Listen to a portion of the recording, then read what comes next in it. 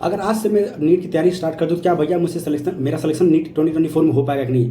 यार सच बताओ, जब मैं नीट की तैयारी करता था तो मेरी जो ज़िंदगी थी इसी क्वेश्चन के अराउंड चारों तरफ घूमती थी, क्या मैं आज से अगर तैयारी स्टार्ट कर दूँ तो क्या मैं सिलेक्शन हो पाएगा नहीं हो पाएगा? लिसन, आपका सितंबर से लेकर अप्रैल 2024 में जो है आपके पास 8 मंथ है, ठीक है। देखा जाए तो बहुत कम टाइम है, लेकिन अगर तुम आज से ये क्वेश्चन अपने आप से पूछना बंद कर दो, क्या मेरा सिलेक्शन हो पाएगा कि नहीं हो पाएगा, और आज से तुम इसी समय जब वीडियो देख रहे हो उसी समय से तुम लग जाओ कि अपनी जो है डेडिकेशन, अपने जो है जो नीट का गोल है, जो तुम अपनी लाइफ में जो तुम्हारे गोल तुम्हारे पेरेंट्स ने देखा, जो तुमने अपने लिए देखा है, जो जिसके लिए तुम कितने ड्रॉप दे चुके हो, या तुम फ्रेशर हो, अगर उसके लिए तुम अगर आज से तुम इस क्वेश्चन पे मतलब इस डेडिकेशन के साथ तुम अगर लग जाते हो, ठीक है, तो गारंटी तुम्हारा जो नीट 2024 में सिलेक्शन होगा। मैं इस वीडियो में तुम्हें अपनी जो है स्ट्रेटेजी बताऊंगा, पूरा स्ट्रेटेजी मतलब तुमको डिटेल में बताऊंगा कि तुम्हें कैसे जो है एक बार मेरे पर ट्रस्ट करना, ठीक है, कि भैया क्या बोले थे, क्योंकि जब तुम पेपर देखे अगर तुम मेरी चीज़ों को जो मैं बता रहा हूँ अगर तुम उसको फॉलो करते हो, ठीक है, अगर नीट के पेपर 2024 देखे आना तो देख लेना तुम कि भैया क्या बोले थे और क्या आया था, ठीक है। तो मैं तुम्हें जो है एक तरीका मैं मान रहा हूँ कि तुम मान लो तुम फ्रेशर हो, ठीक है, मैं ये मांग के नहीं चलना कि तुम नीट के ड्रॉपर हो, मैंने अटेम्प्ट दे चुके हो, मैं ये मांग चल रहा हूँ कि तुम नीट के ड्रॉप तुम जीरो लेवल से स्टार्ट कर रहे हो। बात को मेरे जितना भी मैं वर्ड यूज़ कर रहा हूँ उसकी बातों को ध्यान से सुनना, ठीक है, क्योंकि ये फेज जो तुम देख रहे हो वो फेज मैंने गुजारे हैं, ठीक है। मैं भी जानता हूँ कि जब एक समय पर मैं भी नीट एस्पिरेंट था, ठीक है, तो मुझे भी जो है 3-4 साल से मेरे दोस्त भी सेलेक्ट हुए हैं, क्या गलती वो कर रहे थे, क्या क्या गलती करके वो जो क्या इंप्रूवमेंट लेके वो सेलेक्ट हुए, उसी को फॉलो करके मैं अपना सिलेक्शन लिया, तो मुझे पता है कि कहाँ के बच्चे लैग करते हैं, ठीक है, इसलिए मैं ये वीडियो बना रहा हूँ। तो मेक ऑल चैप्टर फिर जैसे कि तुमको जो है जो भी तुमको चैप्टर पढ़ना है, ठीक है, चाहे फिजिक्स हो गया, केमिस्ट्री और बायो उसका एक जो ऑल चैप्टर्स का एक तुमको एक लिस्ट बनाना है, ठीक है। और फिर जो है तुमको जो है describe your teacher and book, इसका मतलब ये है कि तुमको जो एक सब्जेक्ट एक टीचर फॉलो करना है, एक सब्जेक्ट फॉलो करना और एक बुक फॉलो करना है। ऐसा नहीं कि तुमको एक सब्जेक्ट पढ़ रहे हो उसी के मल्टीपल टीचर से वीडियो देख रहे हो, उसके मल्टीपल बुक्स फॉलो कर रहे हो। तुमको एक चैप्टर मान लो एक सब्जेक्ट पे एक टीचर फॉलो करना है और एक बुक फॉलो करना है, और जो मल्टीपल टेस्ट फॉलो करनी, मतलब मल्टीपल टेस्ट देना तुमको, एक ही टेस्ट को फॉलो करनी है, एक बुक फॉलो करनी है, एक टीचर फॉलो करनी है, एक सब्जेक्ट फॉलो करनी है। इससे मल्टीपल आपको चीज़ें कुछ नहीं फॉलो करनी है। जो भी मैं तुमको बता ध्यान से सुनना, आपके लिए बहुत ज़्यादा हेल्पफुल होगा, ठीक है। कंप्लीट सबसे पहले जो है कंप्लीट तुमको जो है क्या करना है, तुमको अपने बेसिक कंप्लीट करना है, कंप्लीट योर बेसिक्स फर्स्ट। अगर केमिस्ट्री की बात करें तो केमिस्ट्री में तो तुम्हारा जो चैप्टर्स होता है, ठीक है, उसमें तुम्हें जो है यूनिट आपका जो सेल यूनिट होता है, मालिकुलर होगा, बायोटेक्नोलॉजी होगा, ये आपके जो ऐसे यूनिट हैं जो आपके जो है लिंक चैप्टर, जैसे तुम्हारा सेल यूनिट में तुम्हारा जो है सेल डिवीजन और सेल साइकिल वाला चैप्टर हो गया, तुम्हारा बायोमॉलिक्यूल्स वाला, और तुम्हारा सेल यूनिट, ये आपका जो लिंक चैप्टर है, इसको तुमको फॉलो सबसे पहले आपको कंप्लीट करना है। उसके बाद मालिकुलर के बाद आपको बायोटेक्नोलॉजी करनी है। ये ऐसा नहीं कि तुमको जो सबसे पहले बायोटेक्नोलॉजी कर लोगे तो मालिकुलर लेवल को, ऐसा नहीं है। आप सबसे पहले तुम मालिकुलर कर लोगे तो मालिकुलर करने के बाद तुमको जो बायोटेक में करोगे, ठीक है। पर तुमको बायो में क्या करना है, सबके सेक्वेंस मतलब कि एक चैप्टर वाइज तुमको फॉलो करना है। और तुम एनसीईआरटी में जो चैप्टर थी उनको तुम फॉलो कर सकते हो। केमिस्ट्री में तुम क्या करना है, पार्ट वाइज फॉलो करना है, पार्ट वाइज। अभी तुम्हें बताऊंगा कि इंडिविजुअल जो फिजिक्स में, केमिस्ट्री और बायोलॉजी में तुम्हें कैसे करना और बैकलॉग को कैसे कंप्लीट करना है। फिजिकल में तुमको सबसे पहले फिजिकल कंप्लीट करना है, फिर उसके बाद इनऑर्गेनिक, फिर ऑर्गेनिक, ठीक है। और तुम जो अकॉर्डिंग टू एनसीईआरटी भी फॉलो कर सकते हो, मतलब एनसीईआरटी जिस तरह तुम जिस सीक्वेंस में तुम एनसीईआरटी में दी हुई है उस सीक्वेंस में तुम चैप्टर्स को फॉलो कर सकते हो। और तुम्हें इसके अलावा जो है एनसीईआरटी के सीक्वेंस को फॉलो कर सकते हो, ठीक है। अब बेसिक्स की बात करें, फिजिक्स की बात करें तो फिजिक्स में तुमको क्या करना है, फिजिक्स में बेसिक सबसे पहले तुमको बेसिक कंप्लीट होनी चाहिए, क्लियर होनी चाहिए। जैसे तुम्हारा वेक्टर हो गया, बेसिक्स मैथ हो गया, ठीक है, उनको फॉलो, क्योंकि जो चैप्टर्स होते हैं, जो अपकमिंग चैप्टर्स होते हैं, उनमें बहुत ज़्यादा हेल्पफुल होता है। बच्चे क्या करते हैं, कहीं भी रैंडम कुछ जाता है। अगर तुम ड्रॉपर्स हो, ठीक समझ रहा हूँ, तुम ड्रॉपर्स हो, ठीक है, तुमको पहले से आता है, लेकिन उसके बाद भी तुम क्या करो, बेसिक से स्टार्ट करोगे, ठीक है।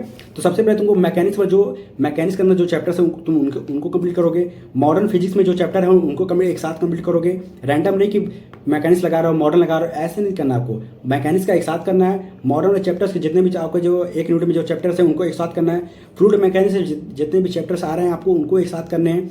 ग्रेविटेशन के साथ तुमको जो ग्रेविटेशन वाला चैप्टर होता है और जो इलेक्ट्रोस्टैटिक वाला चैप्टर होता है वो आपस में कोरिलेट है, इसलिए आपको ग्रेविटेशन और इलेक्ट्रोस्टैटिक वाले एक साथ करेंगे।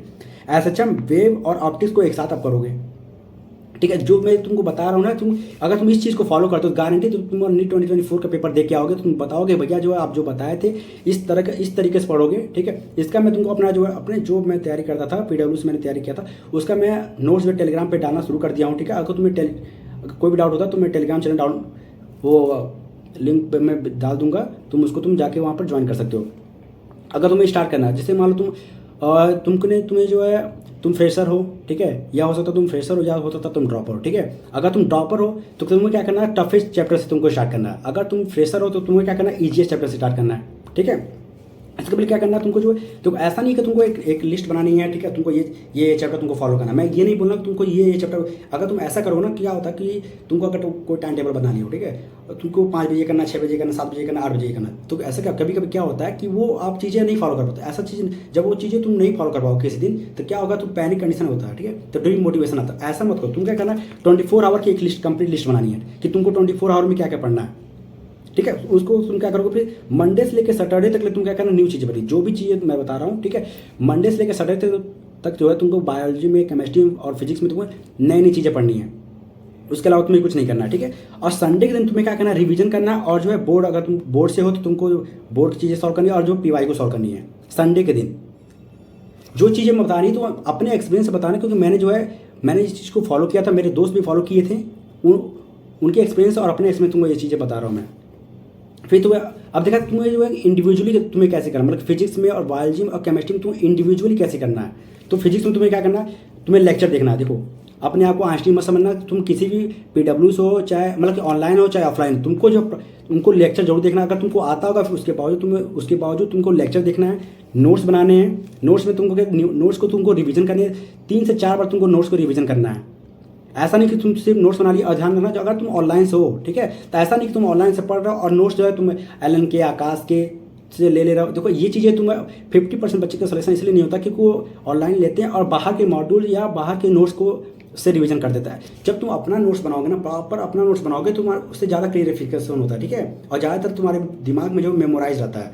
उसके बाद तुमको जो है 150 से 120, मतलब कि 150 से 20 क्वेश्चन तुमको सॉल्व करने, पर चैप्टर सॉल्व करने हैं, ठीक है। अब फिर जो भी तुम क्वेश्चन सॉल्व कर रहे हो, अगर तुमको कोई लगता है कि PYQ से है या प्रीवियस से क्वेश्चन जो रिपीट हर साल जो रिपीट हो रहा है, ऐसे जो है इस फॉर्मूले से क्वेश्चन रिपीट हो, उसको तुमको स्टार मार्क बनाना है और उस पर जो इंपॉर्टेंट क्वेश्चन लिख देना है। और तुमको फिर उसके बाद क्या करना है, प्रीवियस से क्वेश्चन लगाना एकदम बिल्कुल मस्त। जो 2-3 साल का जो तुम्हारा ट्रेंड है उसमें जो है PYQ ज़्यादातर ही आ रहा है, फॉर्मुला बेस्ड क्वेश्चन आता है। आपको क्या करना है, 150 से 2 क्वेश्चन जो है मॉड्यूल से या जिस भी तुम कोचिंग से वहाँ से लगाना है, और PYQ उसके बाद सॉल्व करना है, ठीक है। जो भी तुम्हें बता रहा ध्यान से सुनना और एकदम मतलब क्लियरिफिकेशन से सुनना, क्योंकि इसको हल्के मत लेना, पक्का तुम गारंटी से ले होगा अगर तुम इसको ऐसी तरह फॉलो करते हो तो। फिर आता है तुम्हारा रिवीजन में क्या करना है, तुमको नोट्स को रिवीजन, जो तुम नोट्स बनाए हो उसको नोट्स को रिवीजन करोगे तुम, जो स्टार मार्क बनाया हो उस क्वेश्चन को देखोगे तुम। और ये चीज़ कब करोगे तुम, संडे के दिन तुम्हें क्या करना है, प्रॉपर नोट्स का रिवीजन करना है, तुमको टेस्ट देना है, ठीक है। अभी भी बताऊंगा तुमको मॉक टेस्ट कैसे देना। देखो, मैं तुमको कंप्लीट पूरी जर्नी में तुम्हें गाइड करूंगा, ठीक है। तुमको टेस्ट कैसे देना, कौन सा बुक फॉलो करना है, रिवीजन करना है, बैकलॉग कैसे क्लियर करना, हर एक चीज़ पे मैं वीडियो बनाऊंगा, ठीक है। तो अगर तुम चैनल पर नए हो तो चैनल को जरूर सब्सक्राइब करना और वीडियो को जरूर लाइक कर देना, ठीक है। एनसीईआरटी का अगर ये सब चीज़ें अगर तुम्हारी हो जाती हैं, उसके बाद तुम्हें क्या करना है, एनसीईआरटी में तुम्हारा जो पुरानी एनसीईआरटी उसको फॉलो करना है। एनसीईआरटी में तुम्हारा इंटरेस्ट क्वेश्चन को सॉल्व करना है, जो एग्जांपल दिए हुए हैं फिजिक्स में, जो एग्जांपल दिए हुए हैं उनको सबसे पहले उसको तुमको ऐसा नहीं तुम लेके बैठ जा रहे हो तुम फिजिक्स लगाने मत बैठना। तुम उनके इंटरेस्ट क्वेश्चन को और बैक एक्सरसाइज को जो है अगर लग पाया तो उसको लगाना है, ठीक है। उसके अगर इतना होने के बाद जो है एनसीईआरटी के जो पॉइंट्स टू पॉइंटर होता है तुम उनको लगाओगे।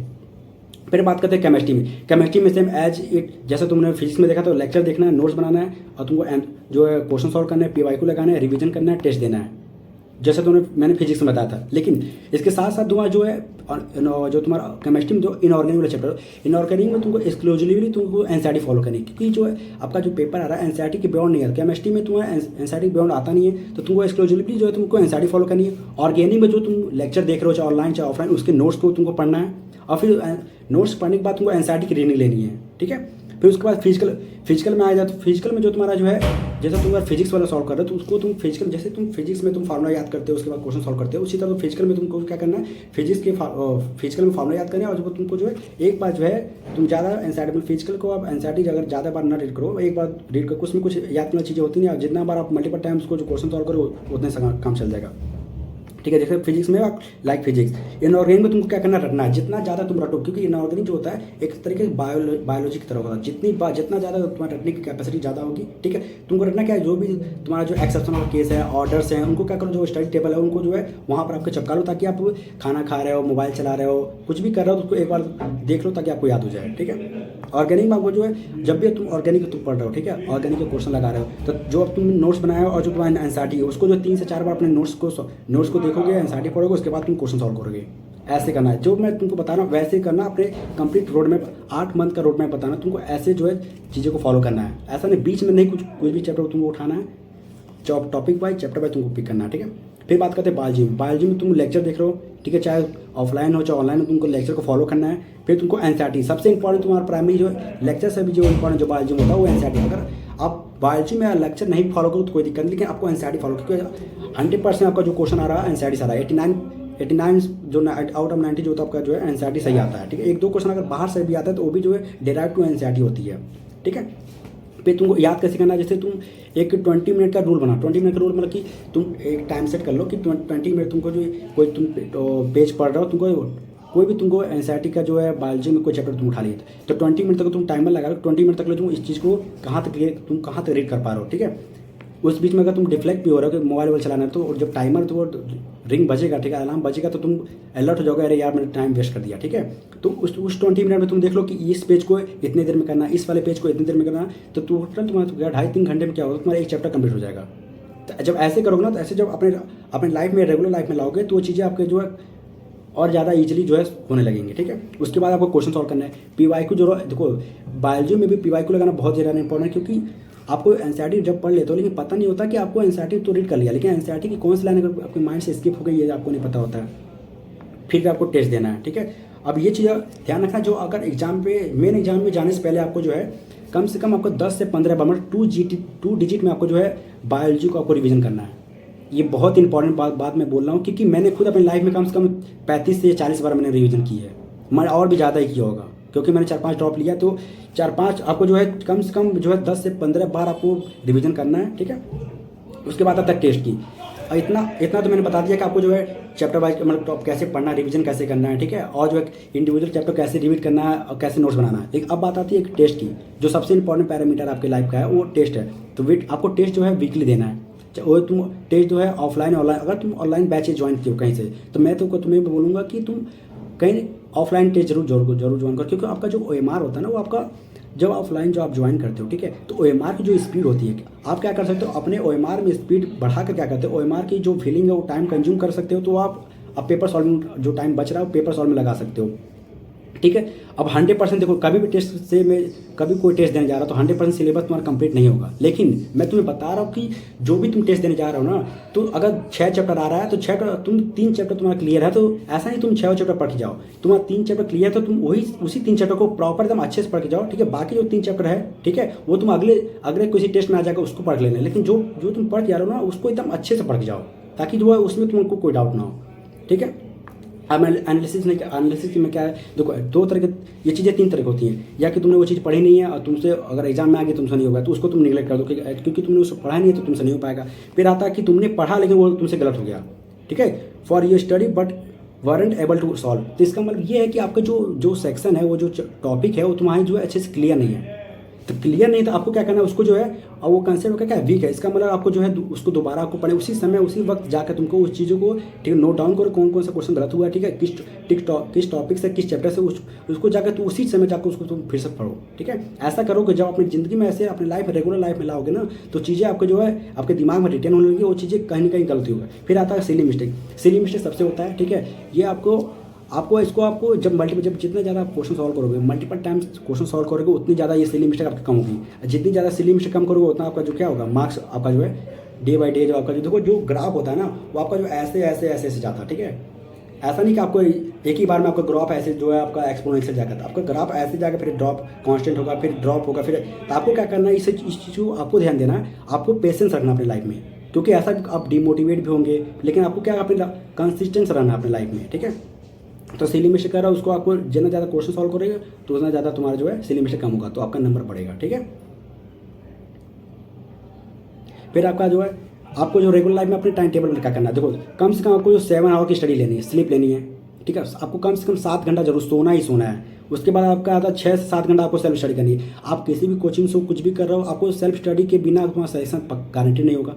मैं लिख के बता रहा हूँ कि तुमको कम से कम जो अगर तुम ऑफलाइन कोचिंग ले रहे हो, ऑनलाइन कोचिंग अगर ले रहे हो तो कम से कम आपको जो 6 से 7 घंटा आपको जो है सेल्फ स्टडी करनी ही करनी है। उसके बाद आप 10 से 15 मिनट का एक्सरसाइज ले सकते हो। एक्सरसाइज मतलब ये है कि मॉर्निंग टाइम में उठ रहे हो तो तुम ऐसे थोड़ा सा ले रहे हो, थोड़ा बहुत पसीना आ जाए, ठीक है, जिससे आपका जो है थोड़ा सा एनर्जेटिक फील करो और पढ़ने में मन लगे आपका, ठीक है।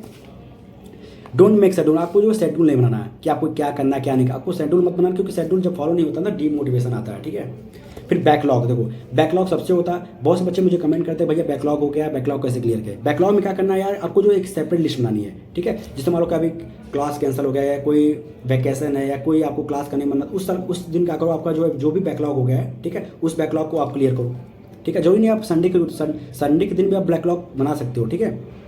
फिर आता है आफ्टर कंप्लीशन ऑफ टेस्ट, ठीक है, या जो तुम्हारा जब सिलेबस कंप्लीट हो रहा है उसके बाद तुम बैकलॉग कर सकते हो। मतलब कि कोशिश करो कि तुम्हारा जो है आपका जो है मिड फैब तक जो है जो टेस्ट दो, ट्राई टू, देखो इसमें क्या लिखा है, try to complete whole syllabus in Jan और मिड फैब। आपका जो कोशिश करो कि जो आपका सिलेबस है वो जैन और मिड फैब तक कंप्लीट हो जाए, ठीक है। देखो मैं तुम्हारे साथ जो है लगातार मतलब आपकी जो जर्नी तक रहूँगा, तो मैं आपको बताऊंगा कि आपको टेस्ट कब देना है, कितना टेस्ट देना है। देखो मिड फैब तक लिए मिड मार्च तक जो आपको एक रिवीजन हो जाना चाहिए, और उस रिवीजन में आप क्या कर रहे हो, हर 4 डेज पे आपको जो एक टेस्ट देना है। फिर आपको 15 मार्च से लेकर 10 अप्रैल तक जो है सेकंड रिवीजन आपको कर लेना है। ध्यान रखिए आपको रिवीजन कम से कम एग्जाम के पहले तो 3-4 बार आपको रिवीजन करके जाना है। उसमें आपको जो है एवरी डे या आपको हर 4 दिन पर आप दे सकते हो, अगर अच्छे से आपका क्लियर नहीं है तो। फिर अगर 10 अप्रैल से लेकर 30 अप्रैल के बीच आपको थर्ड डिवीजन करना है, और इसमें आपको जो है हर दिन तुमको टेस्ट देना है, क्योंकि लास्ट फेज होता है, तो उसमें आप हर दिन जितना ज़्यादा टेस्ट दोगे उतना ज़्यादा आपके लिए बेटर रहेगा।